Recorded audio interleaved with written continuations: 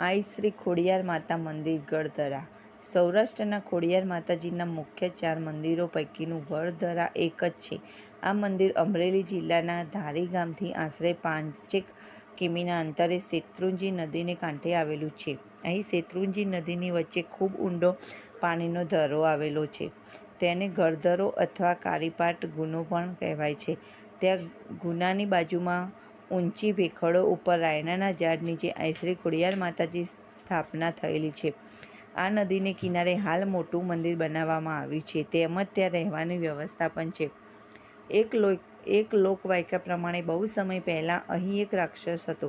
તેનો સંહાર કરીને 7 બહેનોએ તેને ખાંડણીમાં ખાંડી નાખ્યો. ત્યારબાદ ખોડિયાર માતાજીએ પોતાની મનુષ્ય દેહ એ ધરામાં ગાળી નાખ્યું. ત્યાં માત્ર ગરાનો અંશ દેખાતો રહ્યો, તેથી તે ગળધરા કહેવાયું. ત્યાં સ્વયંભૂ ગરું અહીં બિરાજમાન છે. માના મસ્તકની પૂજા થાય છે. મંદિરમાં ઘણા સંતો મહંતોને અહીં માતાજીએ કન્યા સ્વરૂપમાં દર્શન દીધા છે.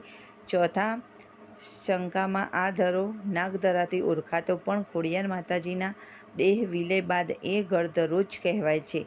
નવઘણને માતાજીએ અહીં જ દર્શન આપ્યા હતા. નવઘણ ઈસવીસન 1025 ખોડિયાર માની માનતાથી આવેલો પુત્ર હતો.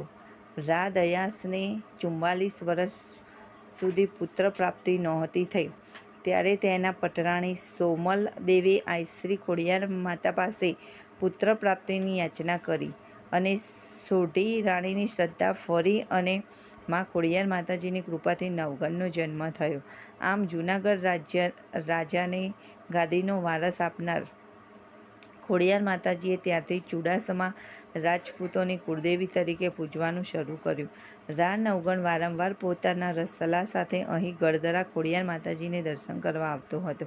કહેવાય છે કે જ્યારે રા નવઘણ તેની જીભની માનેલી બહેન જાસલની વારે ચડ્યો ત્યારે તે અહીંથી પસાર થયો હતો અને તેનો ઘોડો આશરે 200 ફૂટ ઉપરથી નીચે નદીમાં પડ્યો ત્યારે ખોડિયાર માતાજીએ તેની રક્ષા કરી હતી. જે સ્થળ હાલ પણ ગુનાથી થોડે દૂર છે. આમ શ્રી ખોડિયાર માતાજીનું આ દિવ્ય સ્થાનક ગળધરામાં આવેલું છે. આ સિવાય આ સ્થાનક પાસેથી શત્રુંજી નદી ઉપર મોટો ડેમ બાંધવામાં આવેલ છે, જે ખોડિયાર ડેમ તરીકે સૌરાષ્ટ્રભરમાં ઓળખાય છે. આ ડેમનું પાણી આજુબાજુ ગામમાં ખેડૂતોને ખેતીમાં સિંચાઈ તરીકે અપાય છે. અમરેલી જિલ્લાની સૌથી મોટી નદી શેત્રુંજી છે.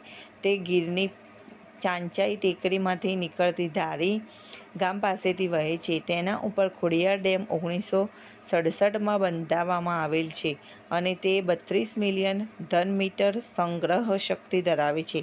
ખોડિયાર મંદિર એ ઉપરની સપાટીએ આવેલું છે અને નીચે સાચું સ્વર્ગ છુપાયેલું છે. ડેમનો ધોધ એટલો આહલાદક છે કે તે દ્રશ્ય પ્રમાણે આપણે જોતા જ રહી જઈએ અને તેમાં પણ આવા ભર ચોમાસે ત્યાં જવામાં આવે તો પાણીની ભૂલભુલૈયામાં ખોવાઈ જવાનું મન થાય. ધારીના લોકો અહીં ખુલ્લા પગે ચાલતા આવીને લાપસીની માનતા પણ કરે છે. ખોડિયાર મંદિરની બાજુમાં હિંગળાજ માતાનું પણ મંદિર આવેલું છે, જે 2 કિલોમીટર દૂર છે. ત્યાં પણ કુદરતી દ્રશ્યોનો ભરપૂર નજારો જોવા મળે છે. દિવાળી અને નવા વર્ષના દિવસે ખોડિયાર ડેમ પર માનવ મહેરામણ દર્શન કરવા અલગ અલગ જગ્યાએથી પહોંચી જાય છે. અહીં મેળાઓ પણ યોજાય છે. નાસ્તા અને જમવાનું સેન્ટર પણ છે. આજુબાજુના ગામમાં લોકો રજાના દિવસે અહીંયા ભોજન કરવા પણ આવે છે.